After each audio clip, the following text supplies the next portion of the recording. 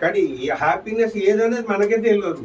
ఎందుకు తెలియదు అంటే నేను చెప్తాను. చిన్నప్పుడు పిల్లాడు ఏం చెప్తాడు, పుట్టిన పిల్లాడు ఏం చెప్తాడు, ఏడుస్తే పాలు వస్తాయి, పాలు తాగుతాడు, పాలు తాగిన పడుకుంటాడు. ఇక తర్వాత క్రమం ఎట్లా ఉంటది, ఇక ఒకదాని తర్వాత దాంతోనే ఆయన అప్పుడు ఏమనుకుంటాడు, పాలు తాగటం ఆనందం, తాగిండు పడుకుంటాడు. నెక్స్ట్ స్టేజ్ ఏమవుతుంది, రెండో స్టేజ్ ఏమవుతుంది, ఇక కొద్ది రోజులు కాగానే ఆట బొమ్మల కాడికి వెళ్తాడు.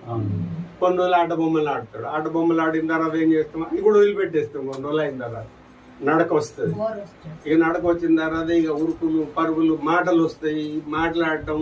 ఇక దాంతో ఇక జీవితంలో జరిగే అన్ని ప్రక్రియలన్నీ ఇప్పుడు ఇవన్నీ మీరు అనుభవించు.